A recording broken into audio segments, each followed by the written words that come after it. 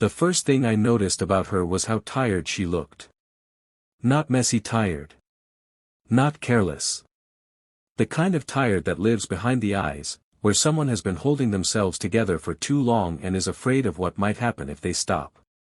She stood in my office doorway clutching her phone like a lifeline, shoulders squared, chin lifted, pretending this was just another business conversation. "Daniel," she said, my name formal on her lips. "I need to ask you something completely unreasonable." I smiled, mostly to hide my nerves. She was my boss, after all. CEO of a fast-growing company. Brilliant. Intimidating. And now standing in my doorway asking favors. "I'm listening," I said. She took a breath. "I need you to pretend to be my husband for 1 year." Silence filled the room. Somewhere down the hall, a printer hummed. My brain stalled. "I'm sorry," I said carefully. "Did you say husband?" "Yes." She met my eyes. "It's for legal reasons.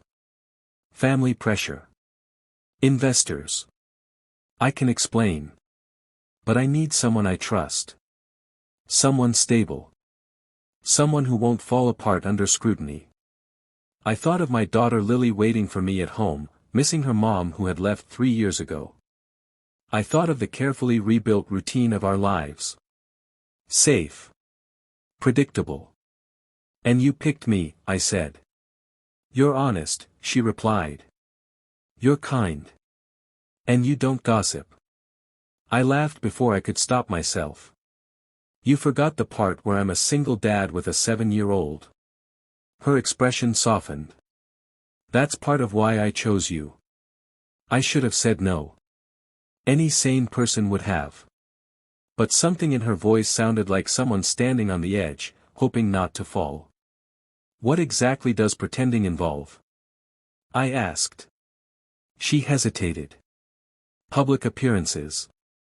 Living arrangements. A shared bedroom. For appearances." I raised an eyebrow. "So, we're sharing a bed?" Her cheeks flushed. "We don't have to touch. We just need to be convincing." That was how I ended up moving into a penthouse with a woman I barely knew, explaining to my daughter that Daddy's boss was now his wife. Lily accepted it with alarming ease, mostly excited about the bigger bedroom and the way my boss listened to her like she mattered. Her name was Eleanor, though Lily insisted on calling her Ellie within a week. The beginning was awkward. Polite smiles. Carefully scheduled routines. A king-sized bed divided by invisible borders. We slept back to back like strangers on a train, careful not to cross lines we pretended did not exist. But life has a way of softening edges. I saw Eleanor late at night, sitting at the kitchen counter with her heels kicked off, rubbing her temples as if the weight of the world lived there. I learned she grew up poor, that everything she had was built with grit and fear, not confidence. She learned that Lily slept with the hallway light on and that I still kept my wedding ring in a drawer I never opened. The pretending started to blur. She came to Lily's school recital and cried harder than I did. She remembered my coffee order. She learned how to braid Lily's hair even though she had never done it before. At night, we talked. About failure. About loneliness. About the strange comfort of not being alone in the dark. Halfway through the year, a storm knocked out the power. Lily crawled into our bed trembling, pressing herself between us like she belonged there. Eleanor held her close.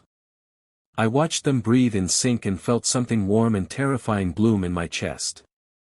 After that night, the invisible line on the bed faded. Nothing dramatic happened. No sudden passion. Just hands brushing. Falling asleep closer. Waking up to shared warmth. Trust growing quietly, like something alive. The world believed we were married. Investors were satisfied. Her family stopped asking questions.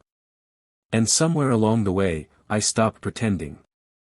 The truth came out one evening when Lily asked a simple question over dinner. Are you still pretending, she asked, swinging her legs under the table, or is Ellie really my mom now? The room went still.